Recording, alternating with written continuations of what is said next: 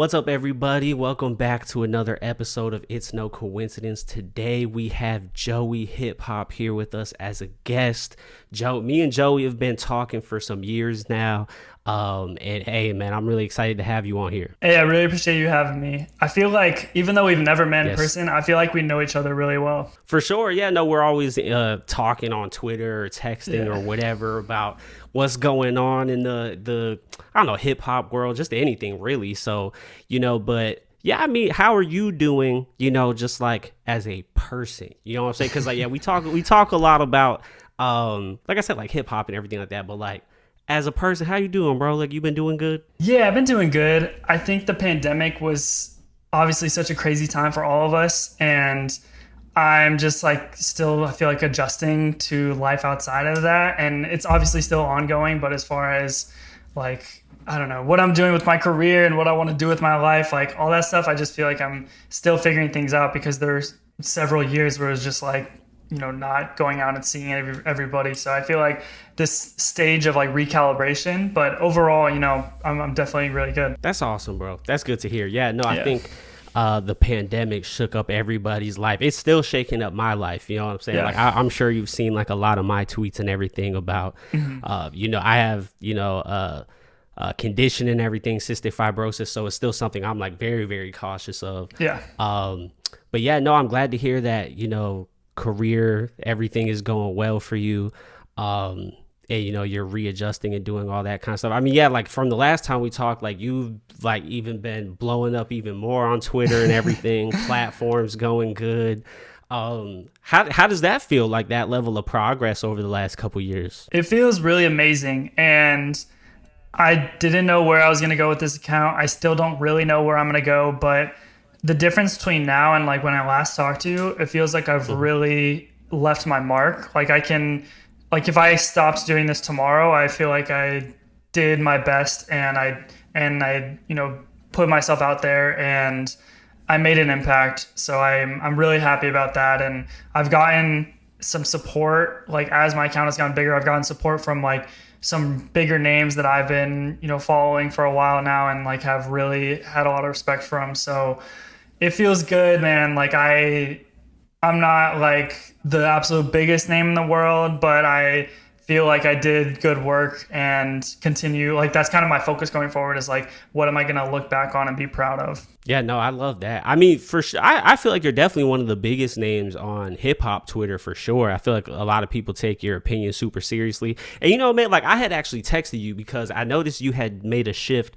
I don't remember when it was at this point. I don't remember if it was like at the beginning of the year, but you started making more posts where it was like longer form content for Twitter, and kind of breaking down interviews you were watching. And I personally love the shift, and it feels like, it feels like that ever since you started doing that, I feel like I've seen your engagement go like way up after that. And then also like just driving more conversation, right? Because I feel like on Twitter, there's like a lot of, obviously it's like a very short form, like, little tweets, little sentences here and there.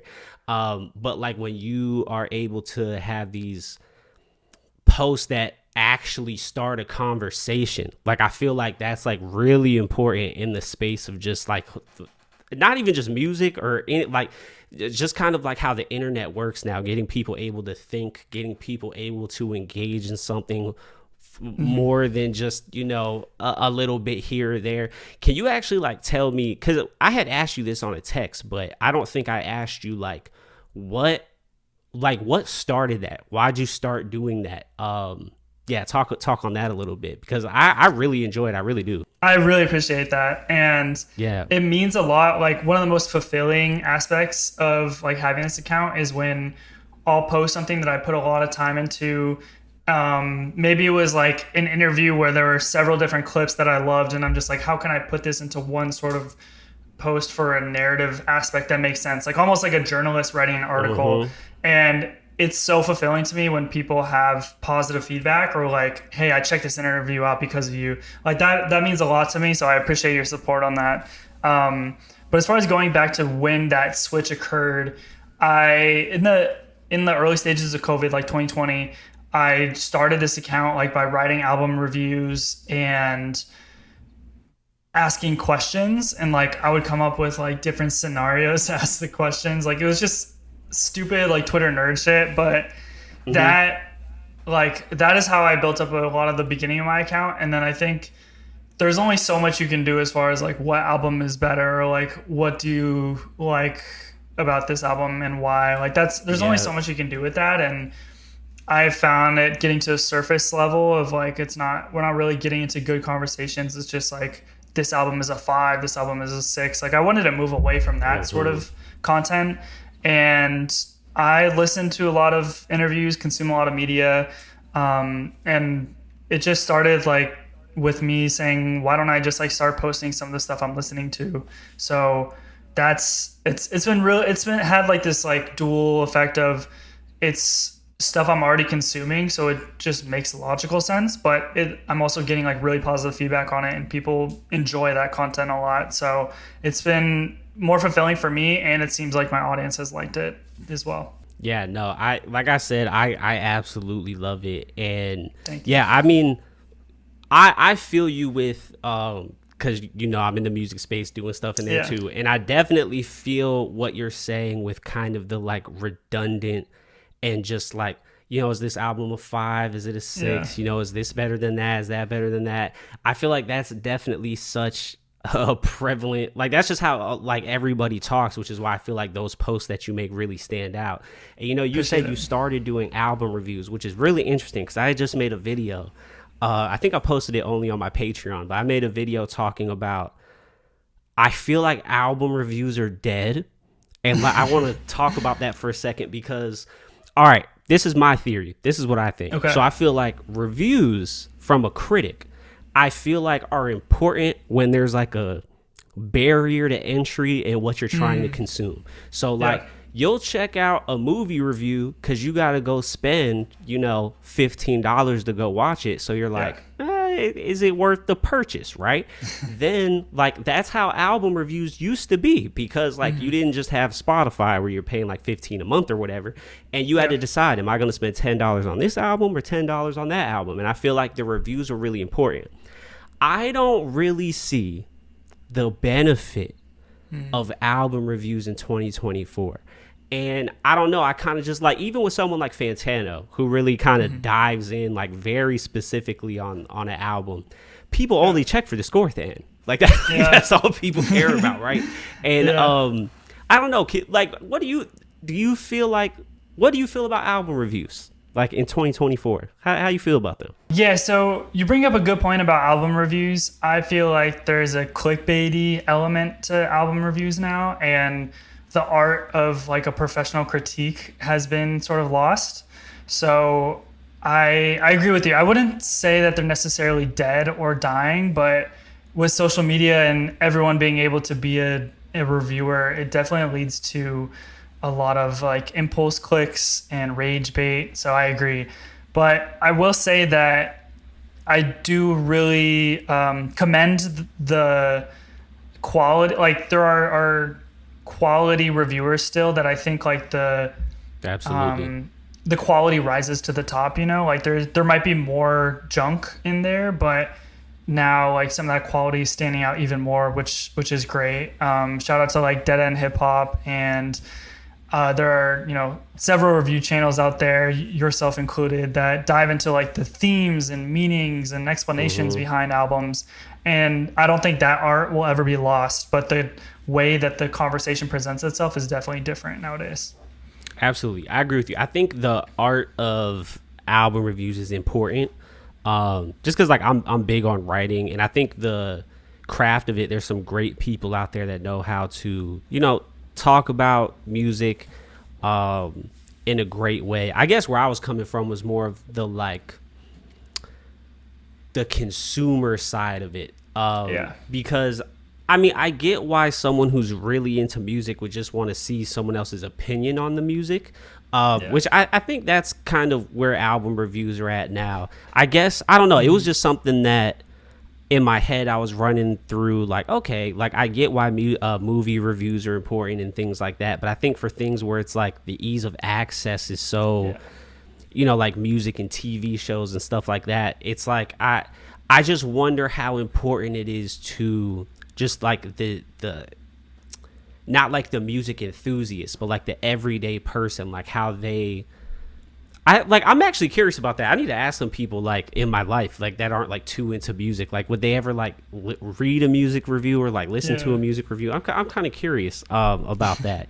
But you know what? Talking about that, let's kind of like move a little bit into the current state of hip hop just in general, because I had some questions about that for you. First off, I guess just like a general, how are you feeling about hip hop in 2024? It's a weird time, as you know. The album sales thing is like, I'm trying to wrap my head around that, because you have artists that like are massive, like Doja and Meg, and even Lotto like recently had like some lower sales. So you have these huge artists that have major hits, but then the albums come out and the first week sales are so low. So I'm still wrapping my head around that, and how like artists who are a lot smaller are able to put together bigger sales. And I think part of the reason for that is that like consumers just aren't listening to full albums anymore, and they might be, you know, listening to the singles on repeat, but then the album drops and they just like aren't that interested in it. And there is like a lost art to the album, and that's a bit sad. But as far as the state of hip hop, hold on, I want to talk about that real quick. Go ahead. The sales part. So I have two theories as to what's going on.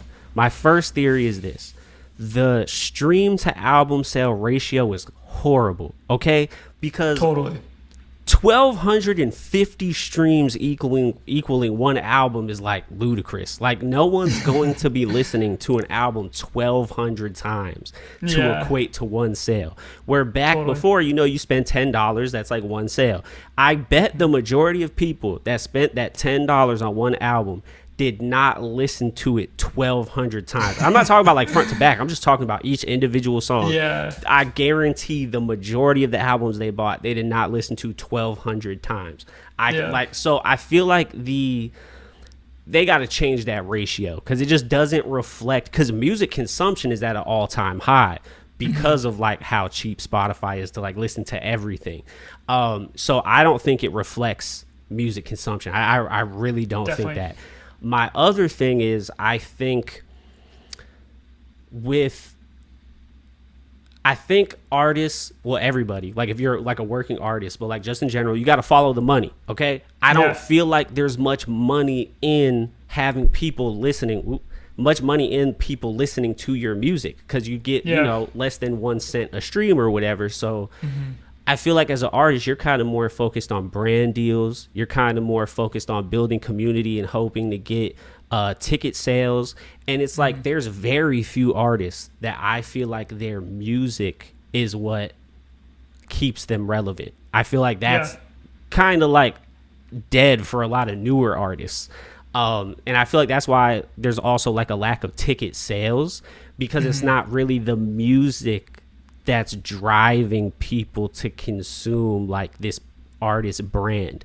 And I think that's kind of like the issue we're having in the streaming era, is it's like people's brands are bigger than their music, right? 100%. And because they're huge on social media, like the artist is, and they're everywhere and they're trending viral, and like you see them all the time, but you aren't necessarily engaging with their music all the time. And so I feel like these people, whether it's booking agents or whoever, they're looking at stats. They're looking at like social media stats to decide how big an artist is. And I just don't think those things go hand in hand. 100%. I completely agree. And I've had people that work in the music touring agency like talk to me and tell me that the metrics for like ticket sales is as ambiguous as it ever has been, because you can have a ton of streams on a song, but then no one buys tickets to the concert. Facts, and because it's there's passive demographics listening. at hands. Yes. They might be in another country. There's just so many variables that were never around back in the day, like where it was just, oh, you have good sales, you're gonna have good album. You're gonna have good ticket sales as well as the album sales. So you're right, it's more nuanced than it ever has been. I think it's hard to differentiate. It's hard to tell how big you are as an artist. Like it really, like for example, like when Drake excuse me, just released that like 3-pack yesterday. He like put it up on Instagram. I mean, each one had like 5 million views or whatever by the end of the day. But that doesn't really accurately reflect how big the songs are, because like that's just not how social media really works. And so it's really I don't know, like I kind of feel bad for the artists a little bit. Totally. You know what I'm saying? Because it ends up screwing them over, because having that, just like from a business perspective, like as a working artist, like it's hard to decide like, oh, am I big enough to do an arena or like a little club, or like where am I at? And then it's kind of embarrassing when you decide to do a bigger venue and then you got to cancel everything, which we're seeing a lot of. Like we're seeing that all the time. Like I know you had just made that post about Sexy Red. And I don't know, like, do you have any thoughts on what's your take on that as far as just touring in general? Because like I feel like the process before was like little club, you know, blow up bit by bit, do bigger and bigger venues. Now it's like, you know, Ice Spice, her first show ever was Rolling Loud, like stuff like that. I feel like that's also different in strange and new territory. Like how do you feel about that, like the whole touring process in general?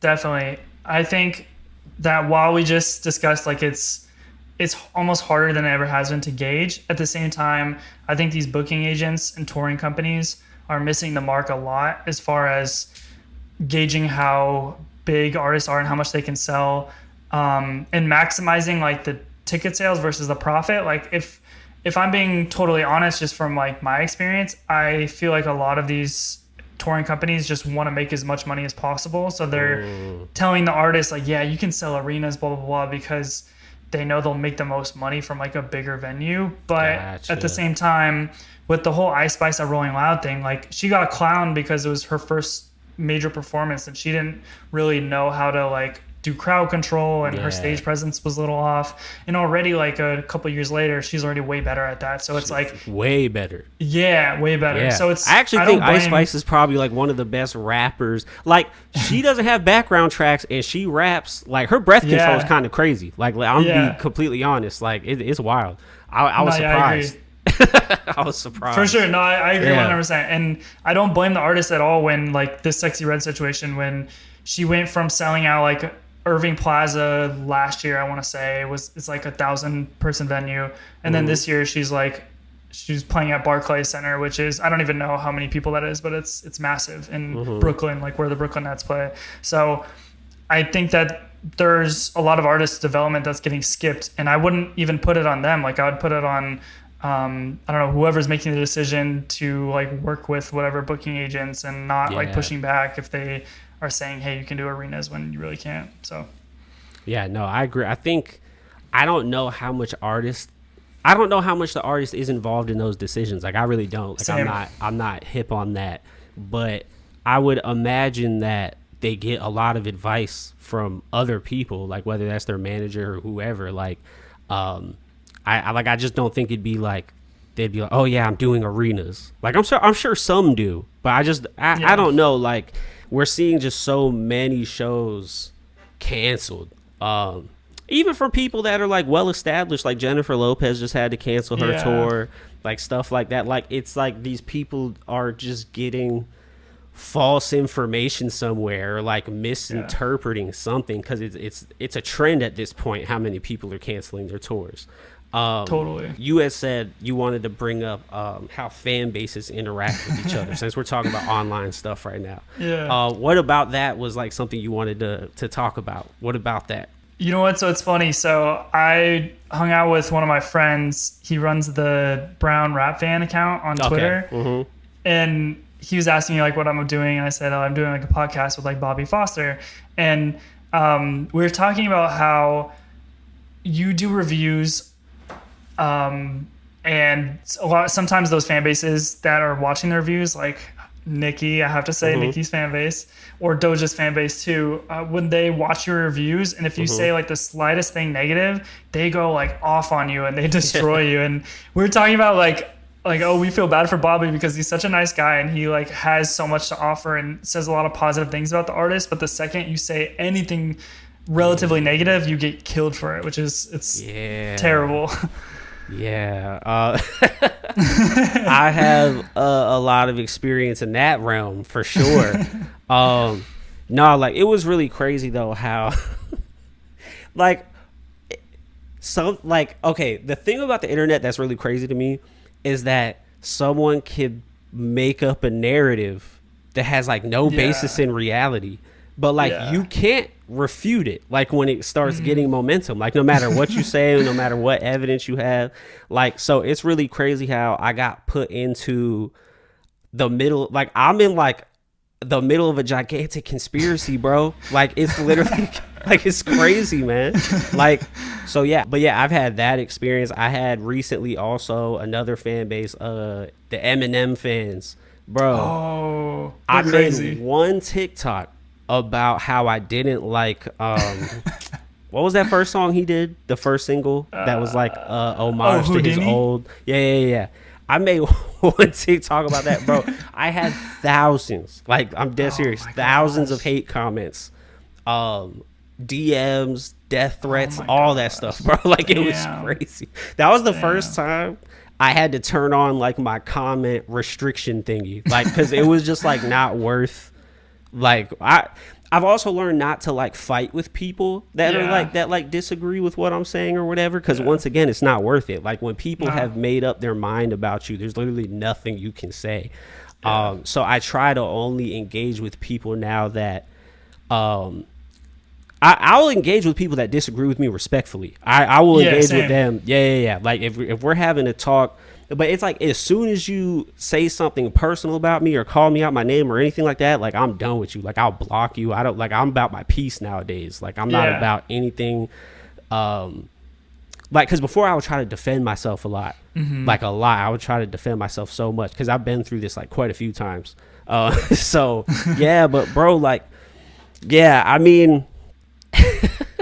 I'm sorry, bro. It was no, you're good. Oh my god, it was just such an experience, dog. It was such an experience. Totally. And I think it comes from like this need to defend and like, oh, you said something wrong, I'm gonna like cuss you out. I think that comes from people forming like a parasocial relationship with these artists that don't know they exist, and people think that like they have to be fully committed to an artist just because they like their music and are a fan of their work. Like I don't like that aspect of social media and how everyone is like a stan nowadays. You know, I actually have a hot take on the whole parasocial relationship thing. I actually think parasocial relationships are like super important, actually. I really do. I think they can obviously go too far, but I think that feeling connected to somebody, even if you don't know them, is actually like really important, especially like for the people that like in real life may not have any type of positive friends around or role models or anything like that. So I don't know, how do you feel about that? Like how do you deal with like how the fans interact with each other, how they interact with you, the hate you get online? Because it's happened before. I've seen you get blasted online quite a few times.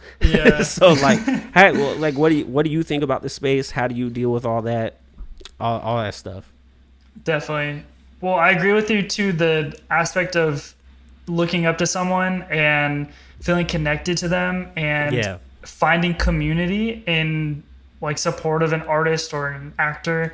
I think that stuff is all amazing, but it's just when it crosses the line and you feel like you have to send death threats and you feel like you can't accept any sort of criticism, that's where it's just like, oh, okay, it's too far. But yeah, man, the fan bases thing is so annoying because, for example, the Drake and Kendrick situation, I've always preferred Kendrick.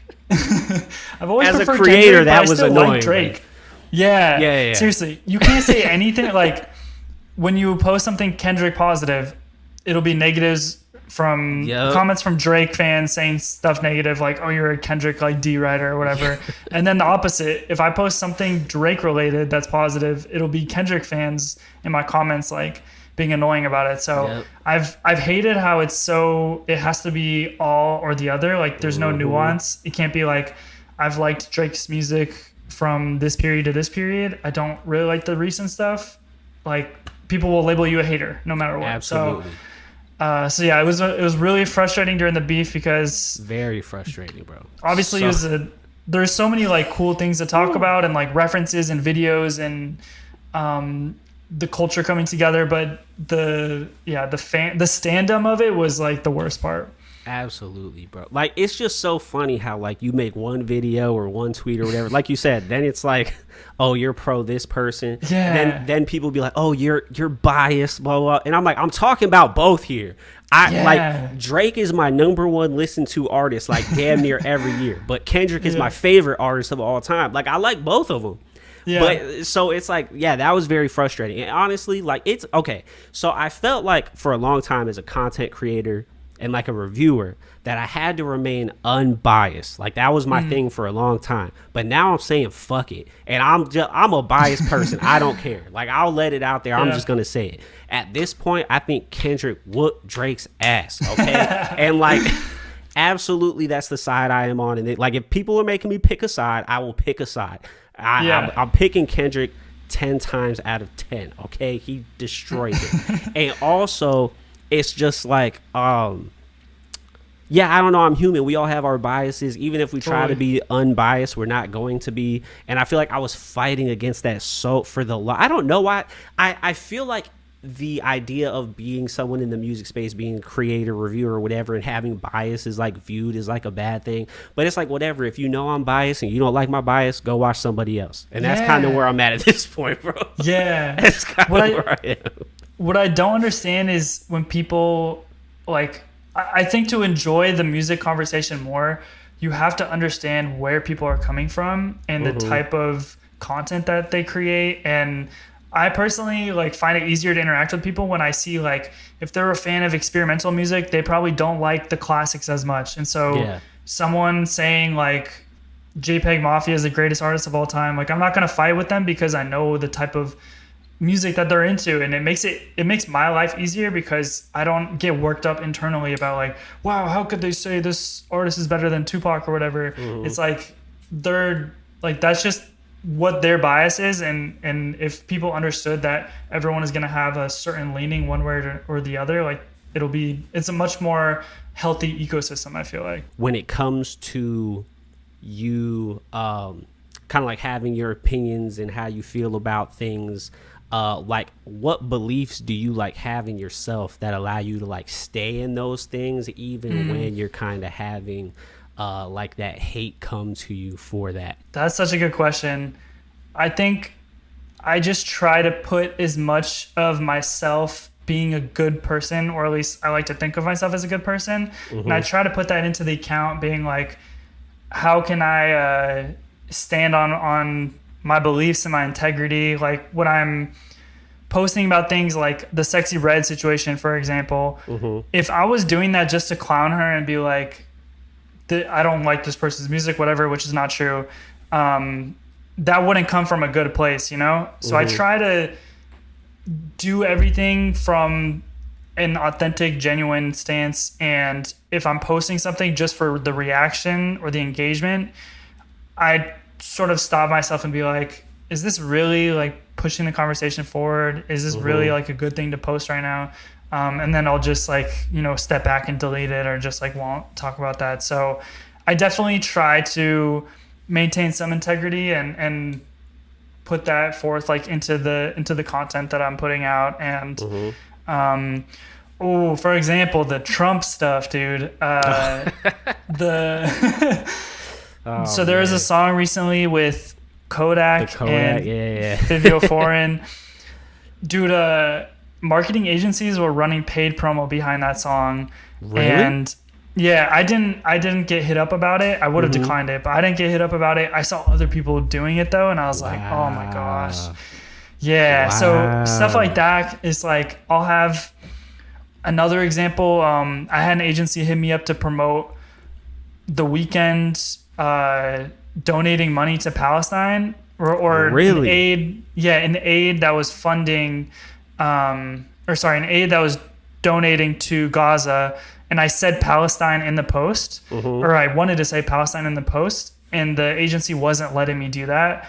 So I was like, screw that. Like, I'm not accepting any sort of money.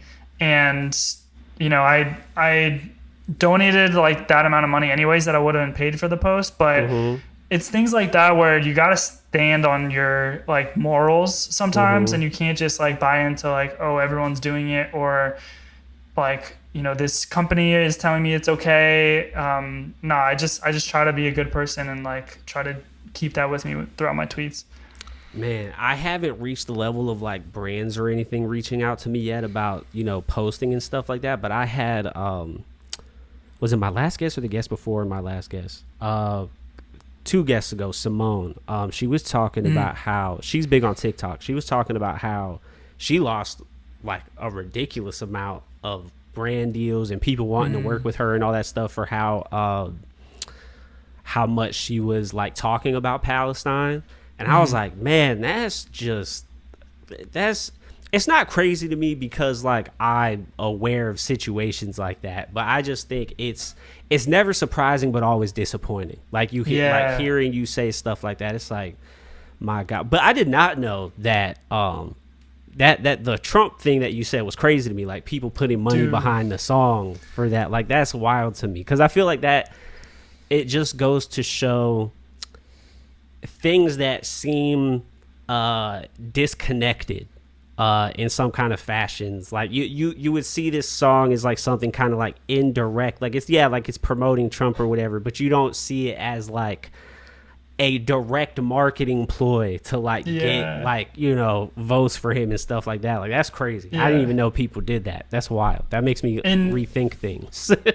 Definitely. And to be fair, I don't know who was behind the spend on that campaign. Like it probably was just like Kodak's team, like, yo, we made a pro Trump song. We want to get people reacting to it because that'll boost streams.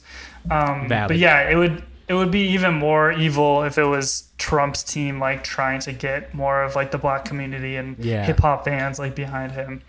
Man, let me tell you something, bro. Because we're talking about fan bases and stuff. Man, talking politics online is madness. Oh my gosh, madness. Oh my God, that's kind of like the lane I started getting in lately. Because like something that I do on TikTok, and this might be useful for people that are trying to do content creation, is I found on TikTok what I like to do. I had a term for it, but now I don't even remember what I called it. Maybe it was like micro niching or something like that. So like what I do is I kind of talk about a whole bunch of kind of things, right? But as soon as something gets momentum, I'll like double down on that topic for like a few days or like however long the momentum goes, I'm riding the wave. So I made a post on TikTok about Kamala Harris, got like 5 million views. I got like thousands of followers from it. So I was like, I'm like riding the political wave right now, which is cool because I like talking politics. But what's wild, bro, is there's like a blue MAGA.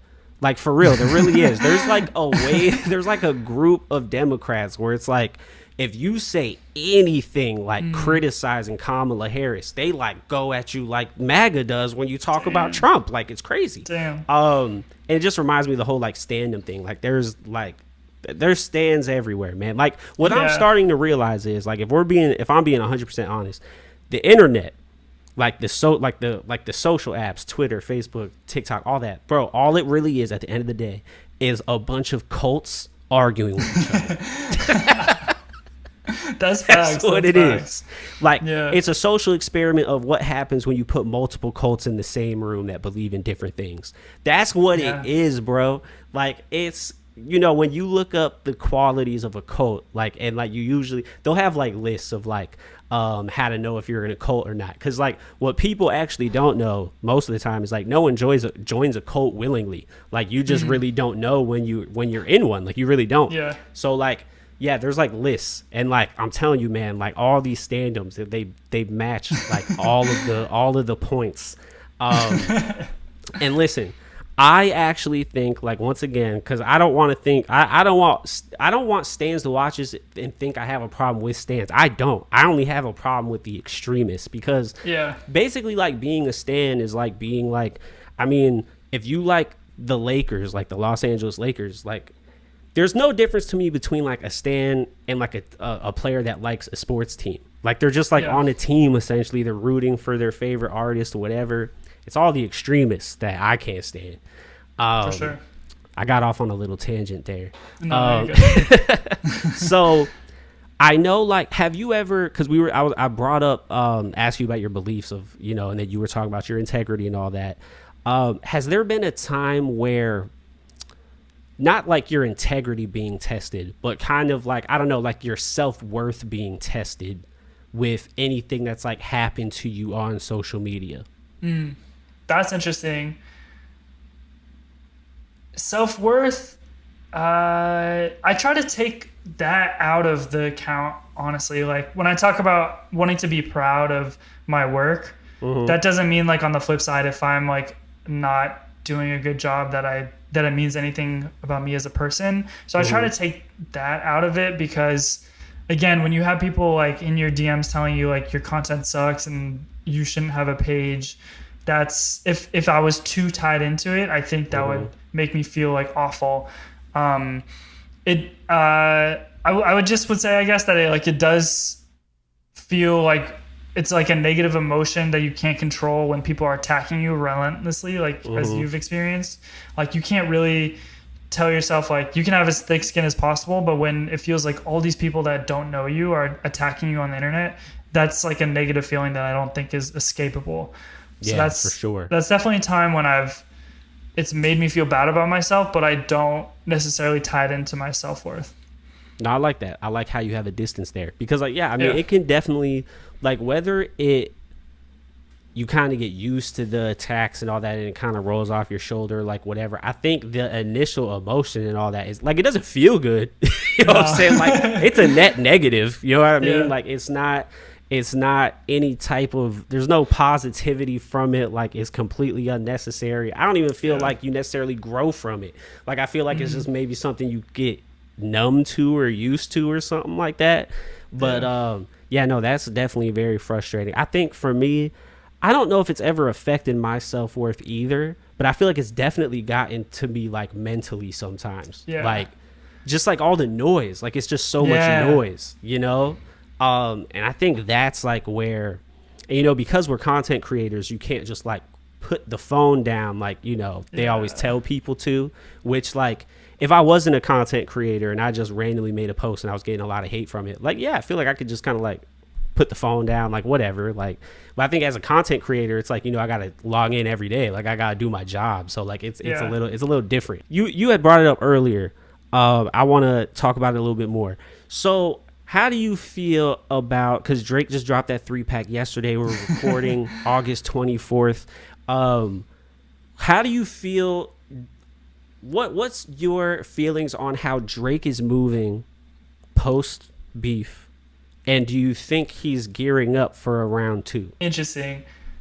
I don't think we're going to have this round 2 in the immediate future, because I think Kendrick had to pop out for like a significant amount of time, and I don't think he likes doing that unless he has like a calculated approach. So I think if Drake dissed Kendrick a bunch of times right now, I think it would be months before Kendrick responded, because if you're Kendrick, like in your eyes, you just killed him. I mean, I kind of agree. Kendrick destroyed Drake, but like you don't want people to think that you feel like you have to respond to everything, because then you're giving Drake more power than you probably feel he deserves. So I think that, and Not Like Us is still number 3 on the charts, which is exactly outrageous. Exactly. So it's crazy. Like, you don't want to oversaturate yourself, like if you're Kendrick. So I don't think there's gonna be like a round 2, at least for, you know, another 6 months or so. Who knows like what will happen then.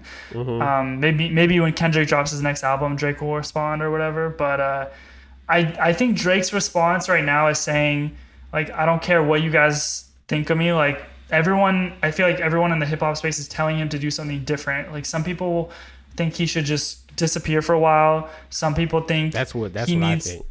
I don't disagree with that. But then others are saying he just needs like a number 1 hit. Like he puts out an undeniable hit, people will forget about it and move on, which I also see the side of.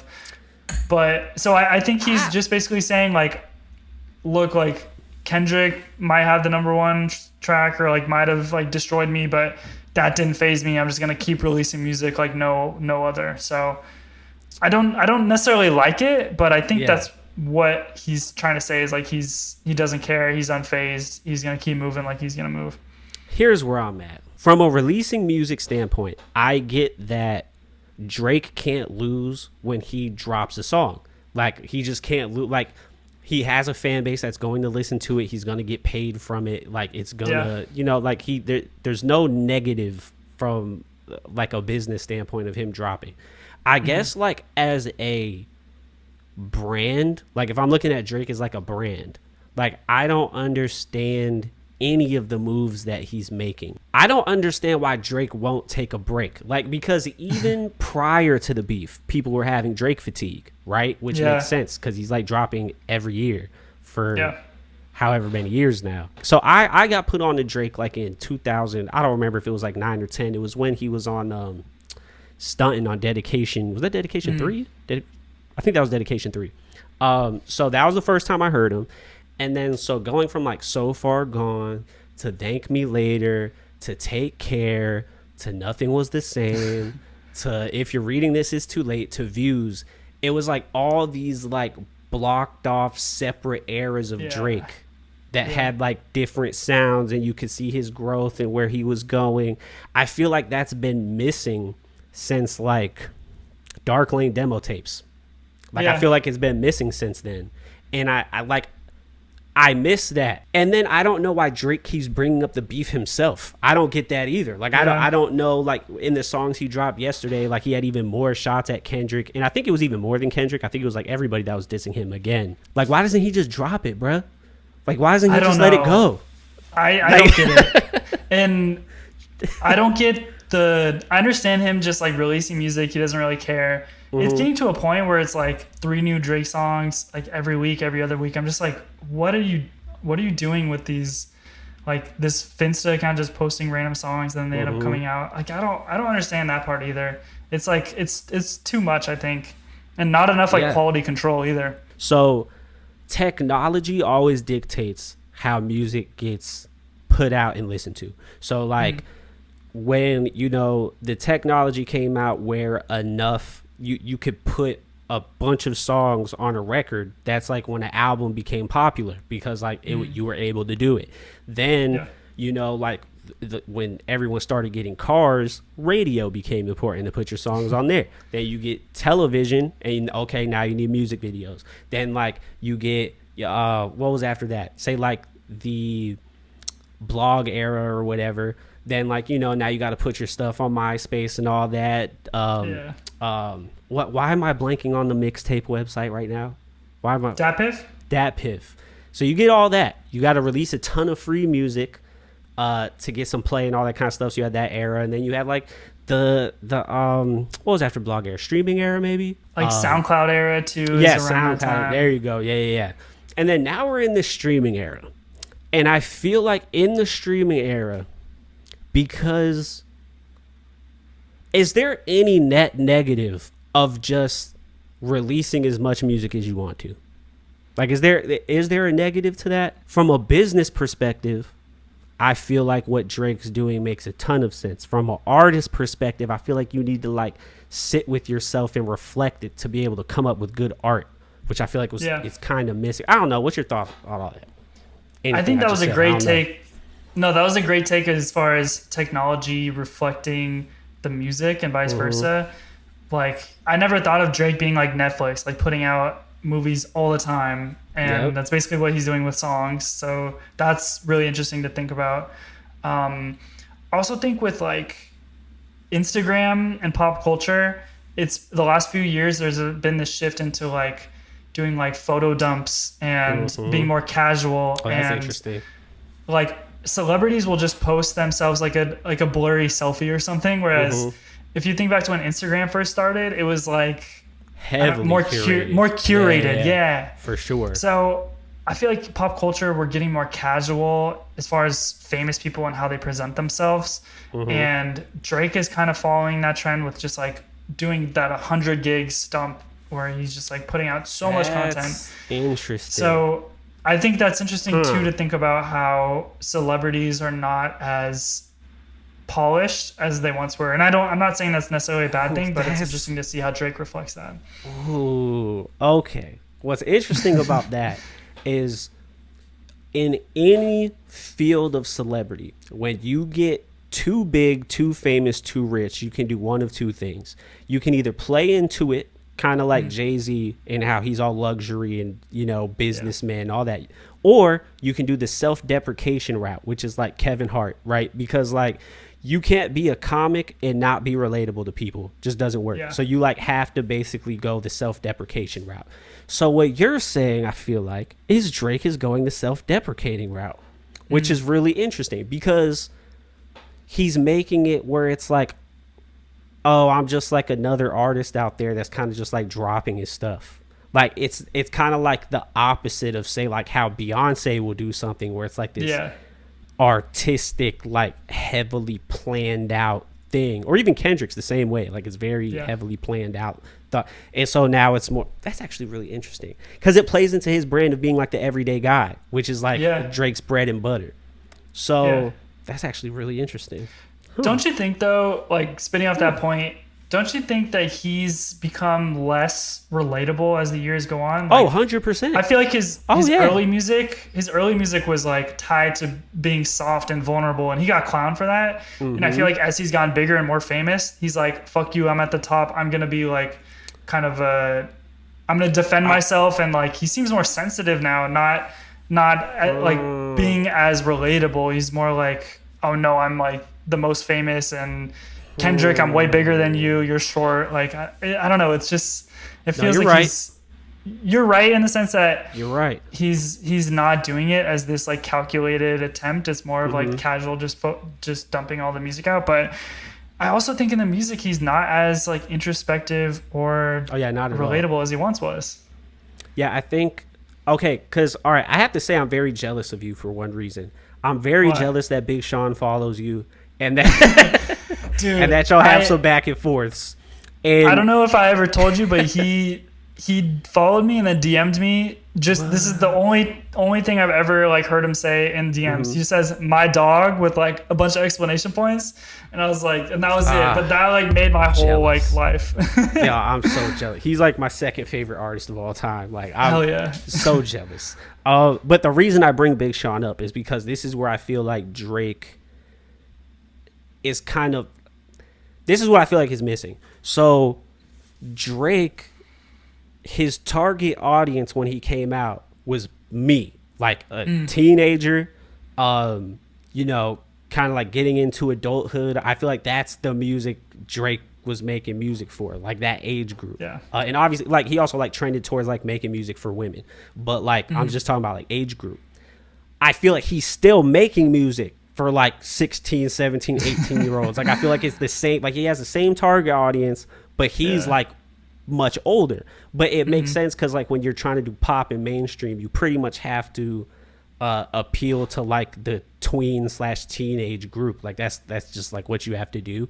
So but like when you have like something like where Big Sean just came out with like the song about his son, and like he's working in like his life lessons and stuff like that, like that's him growing up with me. Like it allows me to still look up to him. You know what I'm saying? Like I don't look up to Drake anymore. Like I did. Like as like art, like as an artist, like if I wanted to be an artist myself, like at the time, like I was like looking up to Drake or like the lifestyle, like whatever. Cause like when you're that young, you know, it's like you want to go out, you want to party, you want to do all this stuff. So I was like looking up to him in that way. I don't look up to Drake at all anymore. Like not at all. Like, and so I think, like I get once again from a business standpoint why he's doing what he's doing, because he's trying to appeal to the most people and be pop. I get that. But also I feel like it doesn't really resonate with me personally anymore, like a lot of his music. But I would say even like you're saying, even before he had like more introspective things before, like he's kind of like just dropped that completely for some reason. I don't know why. Like I've been waiting for a song about fatherhood. Like you've been following me on Twitter, so I know you've seen my tweets about this. I've been waiting for years for like one of my favorite artists to make like a song about fatherhood, and I like just got it from Big Sean like all these years later. I was waiting for it from Drake. He really doesn't have any. So I was like, like he'll bring up Adonis and stuff, but he doesn't have like a fatherhood anthem or nothing. You know what I'm saying? Like nothing like that. I love that. I love that about Big Sean. I feel like his music has grown up, and so have we. And I relate to him. Or I don't know if I relate to him since he's, you know, I'm not a father. I'm not wealthy, but But it could he be like the has themes or like, you know, the yeah. topics and stuff. Yeah. I guess I just appreciate an insight into like his struggles and what he's going through throughout his whole career. He's like built on that. So I love like hearing where he's at in the stage in his current life. Facts. And I think that's where, you know, it's kind of interesting because you're right. I think Drake had taken the route of the like excess and the wealth and all that, like having his embassy and all that. I wonder if he's gonna switch back. Let's pay attention to see if he tries to get more relatable. That'd be interesting. I will pay attention to that. We said it here first. I want to see. I will be paying attention to that. Actually, I wanted to ask you though, like on a personal note, because like I said, we're always talking about music. What are some other things that you enjoy, like just for fun or whatever, like outside of music? I'm glad you asked that because I like just like nerding out about random stuff, not just music related with people. Yeah.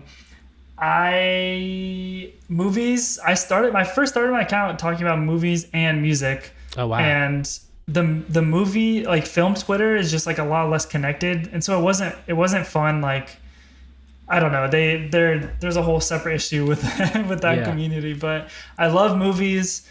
I just saw Blink Twice last night. Zoe Kravitz's directorial debut. Oh yeah. So I'm a big movie fan. I have like AMC A-List where you can see like 3 movies a week. Nice. It's like a subscription.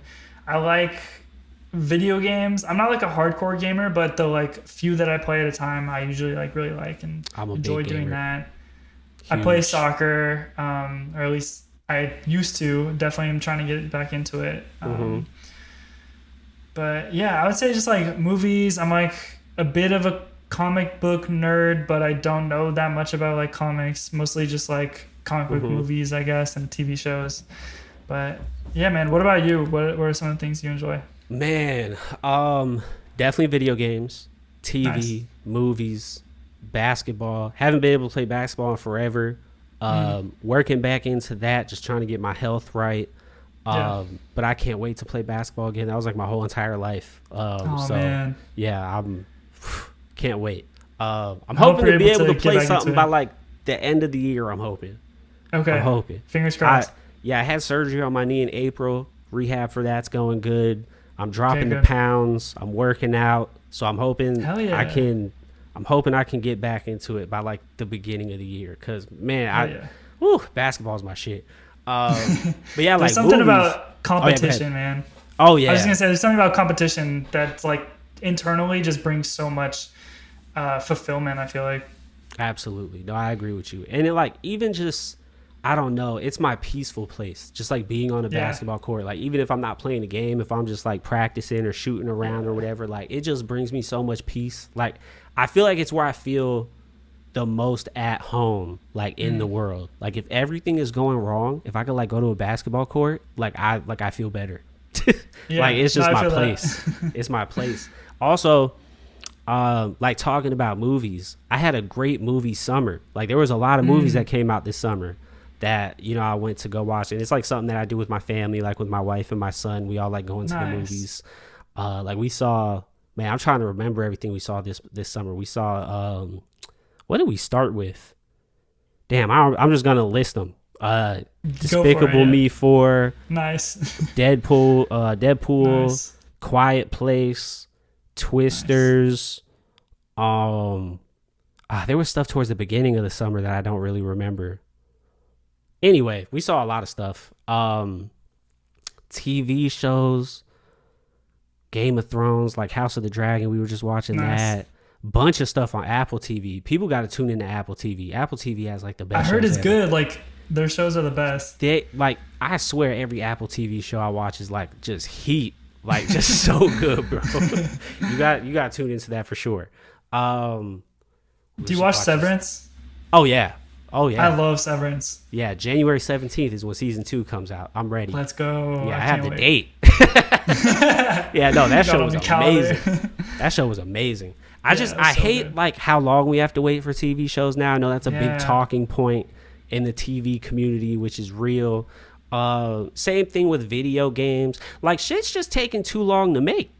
I don't know. Like I don't know what the solution to that is. Like I don't know if there's like an ethical way to use AI to make like the production process shorter, or if it's just completely unethical just all the way through in that space. I don't know. If there is an ethical way, please use it, because I'm not trying to wait. like you've heard of Fallout, right? Yeah. All right. So do you know anything about like that company or no? The company behind Fallout? Yeah, that like makes Fallout. No. All right. So they got 3 major games right now. They got Fallout. Have you heard of like Skyrim? Like Elder Scrolls. Okay. So they got Fallout, Elder Scrolls, and this new game called Starfield. So it's like 3 main series. Okay. Bruh. So they rotate between all 3 of them. And nowadays it's taking 15 to 20 years to like make one of the games. Okay? Like that's too long. My gosh. That's too long. That's like one game for a generation of humans. It's just too long. So I don't know if they need to hire a ton more people, but then I don't know if like they'll make money. I don't know. They got to figure it out.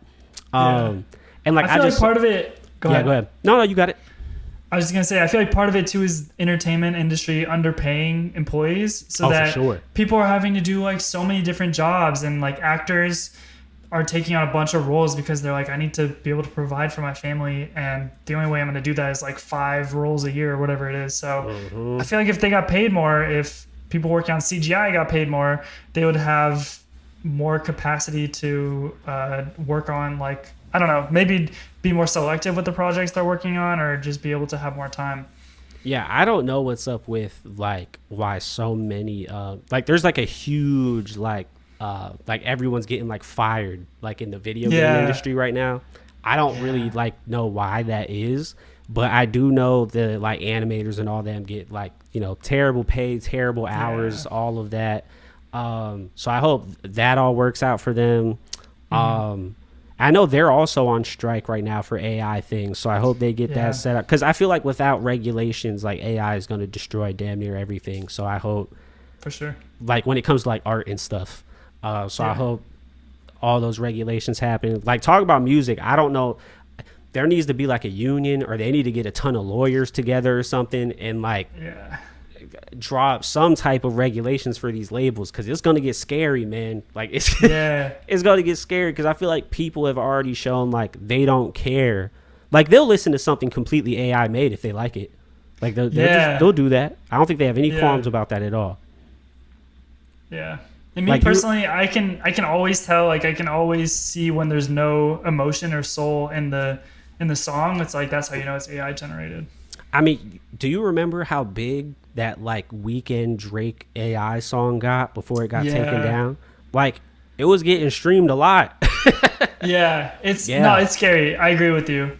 I guess I'm just saying AI will never be able to replicate what a human does, but you're right that AI could end up taking a lot of people's jobs, and we don't want that. I think it will be able to replicate what a human can do. I do. I really think it can, because I think we're still in the infancy stages of AI. Yeah. Like when you look at where AI was a couple years ago till now, like it's scary how fast it's improving. So I think this is what I think, and I've been saying this, and actually there was like an actor that just like confirmed that they think this is also where it's going to go. Like with movies, what I think is going to happen is you're going to like have your Apple Vision Pro, right? And it's going to have whatever AI on there, and you're going to be like, I want to watch a movie with Will Smith doing this, that, and the third, and it's going to be able to just make it in 5 seconds, and everyone's going to be able to watch some like individualized, customized movie like in 5 seconds. That's where I think it's going to go. That would be insane. That would be so insane. I think it would be terrible though, because I think like when it comes to movies or anything else, like the beauty of it is like shared culture among people. So if we're all watching like customized individual things, I feel like it would be very annoying, because like I wouldn't be able to like share it with you or anybody else. So I feel like it'd be kind of lame. 100%. What movies have any like movies this year like stuck out to you? That's a good question. I'm trying to think. Dune 2 was really good this year. I really like those Planet of the Apes movies. Like, it's, I haven't seen a new one. I haven't seen it. It's kind of my blockbuster guilty pleasure, but the last trilogy was like incredible. Like those movies. Yeah. Some of my favorites ever. Godzilla -1. Was that this year or last year? That one was like I don't remember what. one of the Yeah, best I don't I've even seen. remember. But yeah, I actually just watched that like a couple days ago. Yeah. It was good. I don't know. Movies for me are like you can escape for a couple hours, and it also I feel like makes you really reflect and think about life when you see characters going through circumstances that might not have anything to do with you, but you're able to like put yourself in the position of someone going through a challenge, overcoming it or not overcoming it and failing, and it makes you kind of think about like what you're going through.